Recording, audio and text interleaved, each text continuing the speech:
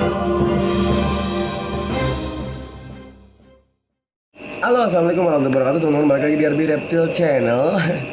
Nah teman-teman, tadi gue bingung sebenarnya mau konten apa, tadi sempat bingung, tapi gue inget ada request untuk Varanus ya di pertanyaan gue kemarin di Facebook. Nah, terima kasih banget untuk teman-teman, gue mau makasih dulu nih. Makasih banget buat teman-teman kemarin yang udah nonton terus dan pantengin terus RB Reptile Channel sampai habis, apalagi no skip video ya kan, bantu share juga, kemudian hajar lagi dengan komen. Karena tanpa kalian channel saya juga bukan apa-apa teman-teman. Nah kali ini gue coba ngebahas tentang masih dalam kelompok reptilia. Kita ngebahas dari family Varanidae atau Varanus teman-teman, atau biawak atau nyambik. Nah teman-teman boleh pakai sebutan apapun gitu, karena Indonesia lagi-lagi setiap daerah memiliki bahasa dan kearifan lokal yang sangat luar biasa. Kita ngebahas kali ini adalah jenis-jenis biawak yang ada di Indonesia. Mungkin ada sebagian yang tidak kesebut nanti, atau bagian yang tidak bisa saya jelaskan detail karena memang fokus saya lebih ke ular teman-teman. Tapi saya mencoba menjelaskan sepengetahuan dan sepengertinya saya tentang keluarga biawak ini. Biawak adalah kelompok reptilia yang jelas banget memiliki 4 kaki dan 1 ekor. Dan biawak juga memiliki kelopak mata, itu bedanya dengan ular ya. Biawak mampu berkedip dan menutup matanya. Kemudian biawak juga adalah reptilia yang memiliki kuku dan cakar-cakar yang cukup kuat. Dan ekor dari famili Varanidae atau keluarga biawak itu tidak bisa melakukan proses autotomi teman-teman, atau tumbuh kembali seperti cicak. Kenapa? Karena struktur ekor biawak itu di dalamnya terdapat tulang yang sangat lengkap, berbeda dengan cicak atau sebagian spesies kadal yang dapat melakukan autotomi atau tumbuhnya kembali ekor yang putus teman-teman. Nah kita bahas dulu dari Indonesia timur kali ya, yang agak banyak dulu, baru yang ke sedikit-sedikit. Nanti takutnya karena sedikit-sedikit saya keserimpet. Jadi kita menuju timur Indonesia teman-teman ya kan. Ya sama-sama kita doakan semoga kerusuhan atau pemberontakan di Papua segera berakhir dan Indonesia bagian timur khususnya Papua kembali damai. Amin. Oke, kita bahas dari Indonesia Timur ya teman-teman. Yang pertama adalah saya mencoba membahas spesies biawak pohon. Kenapa? Karena biawak pohon ini adalah spesies biawak yang penuh warna dan sangat unik, memiliki keanekaragaman warna yang sangat variatif. Dan spesies biawak pohon termasuk jenis biawak yang dilindungi. Apa saja itu? Kita coba sebut dan sedikit membahas satu persatu ya. Yang pertama adalah Varanus prasinus atau biawak pohon hijau. Nah, biawak Varanus prasinus ini memiliki ciri khas memiliki warna hijau yang sangat mencolok ya, karena kemungkinan besar warna ini digunakan untuk kamuflase di atas pohon. Dan ciri khas dari biawak pohon adalah memiliki ekor panjang yang dapat tergulung seperti gulungan obat nyamuk ya teman-teman. Kemungkinan juga ini digunakan untuk bertengger ataupun pegangan ke dahan-dahan pohon. Kemudian ada Varanus macrae. Nah, warna biru yang menarik dari macrae sendiri menjadikan penyelundupan Varanus macrae terus dan kerap kali terjadi teman-teman, karena peminat Varanus macrae cukup banyak di luar negeri. Kemudian Varanus beccari. Nah, si hitam legam ini juga hidup di atas pohon ya. Dan lagi-lagi mereka memiliki anatomi bentuk yang hampir sama. Kemudian juga kita punya Varanus cordensis. Nah, hijaunya ini agak sedikit lebih buluk dibandingkan prasinus. Tapi dia juga hidup di Indonesia Timur, di bagian pohon yang dahannya memungkinkan mereka untuk memanjat bahkan bergelantungan dengan ekornya yang panjang itu.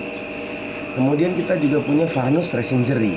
Nah, warna kuning yang menarik ini juga menjadikan biawak ini banyak sekali diminati oleh para hobis reptil di luar negeri. Ya, dan semua spesies biawak pohon di Indonesia, termasuk spesies yang dilindungi oleh PP nomor 7 tahun 99 P106 teman-teman. Nah, kenapa teman-teman kadang heran di di data PP nomor 7 itu hanya disebutkan Varanus prasinus atau biawak hijau pohon. Namun kenapa semuanya masuk golongan dilindungi? Karena di undang-undangnya biasanya disebutkan seperti ini: Varanus prasinus dan turunannya, ya, dan turunannya. Nah, jadi segala jenis biawak pohon yang masuk dalam Varanus prasinus kompleks masuk dalam spesies dilindungi. Nah, kemudian di Papua juga kita punya satu lagi spesies dilindungi adalah Varanus panoptes. Ya, ini kerap kali disebut dengan Varanus goldii. Nah, Varanus panoptes ini atau disebut juga tripod monitor.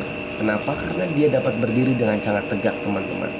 Warna kuning, keemasan, dan mukanya yang tampan juga menjadikan biawak ini disukai beberapa hobis di luar negeri. Mukanya seperti raptor di film Jurassic Park. Ya, spesies ini juga masuk dalam spesies dilindungi. Kemudian kita juga punya Varanus jobiensis. Nah, jobiensis ini juga dapat ditemui di Indonesia Timur. Bentuk leher yang cukup panjang dan berwarna merah.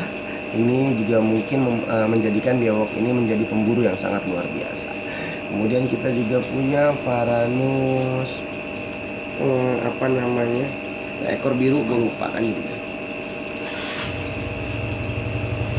Itulah pokoknya si ekor biru ya, blue tail monitor ya. Nanti saya sebut itu nama latinnya, saya lupa.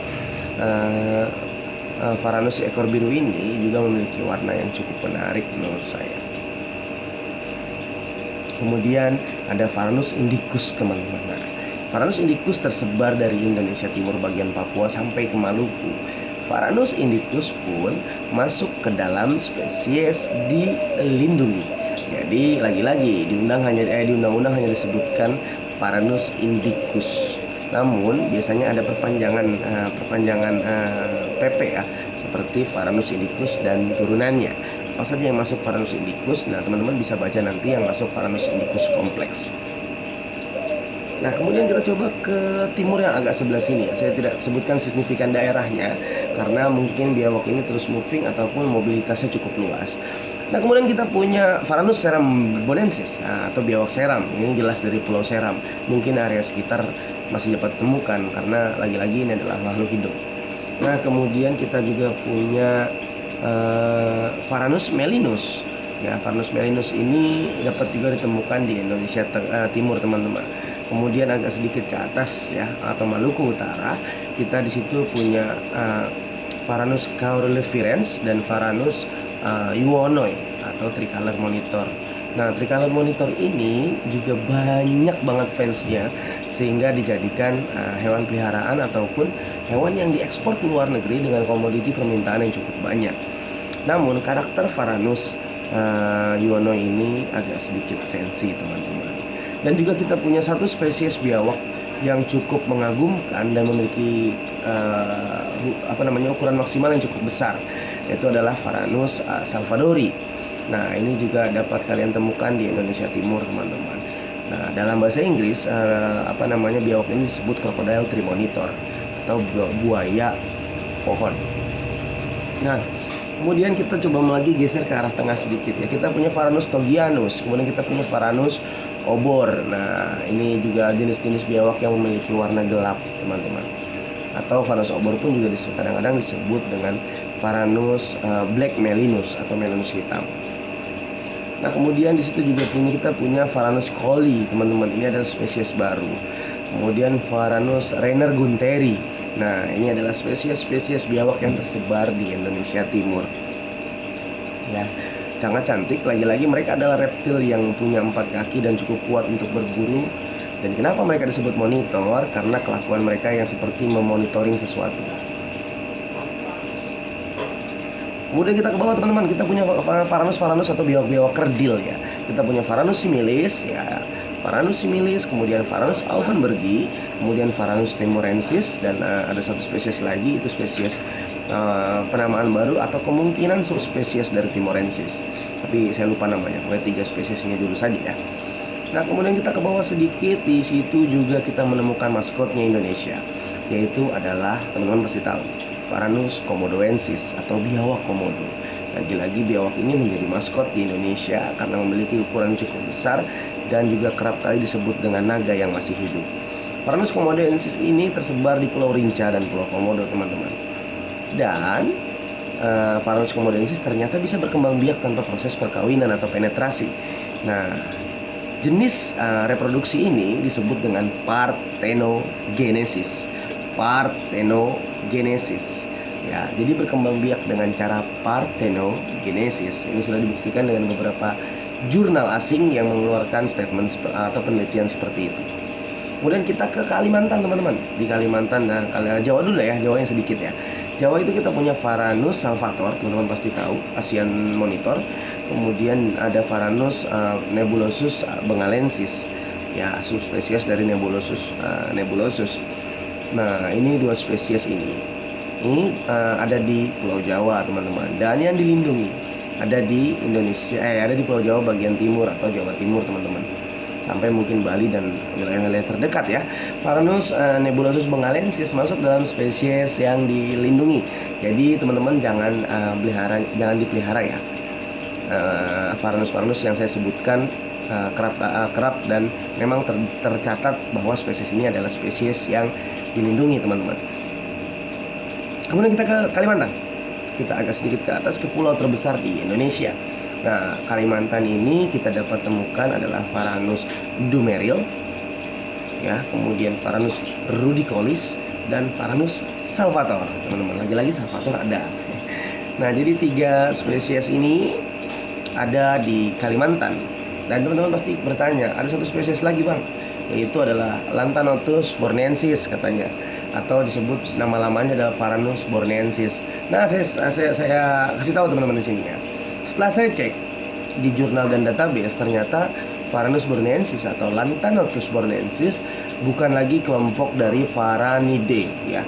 Dia sudah keluar dari famili Varanidae. Ya, si Earliest monitor ini masuk dalam famili Lantanotidae. Lantanotidae ya. Jadi dia lagi-lagi tidak masuk dalam famili biawak. Kemudian kita ke Indonesia Timur. Indonesia Timur kita ke wilayah Indonesia bagian barat. Ada Pulau Sumatera tentunya. Nah, di situ kita dapat temukan Varanus dumeril, rudicolis, bengalensis nebulosus, kemudian salvator.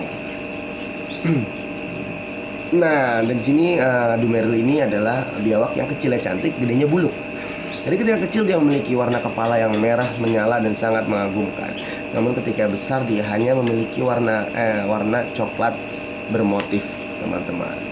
Nah, demikian adalah beberapa rentetan Varanus yang ada di Indonesia. Maaf jika ada yang terlewat, silahkan komen dan tambahkan karena saya juga masih mendalami famili biawak yang ada di Indonesia, teman-teman.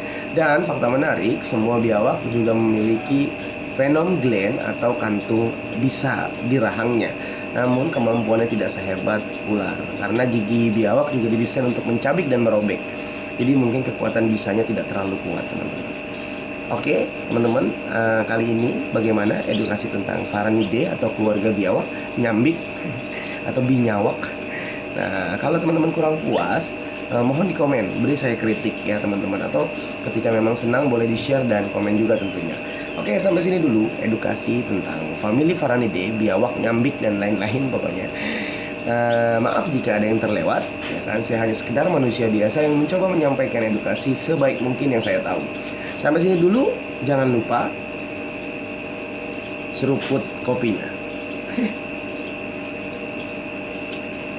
Salam edukasi. Bye-bye.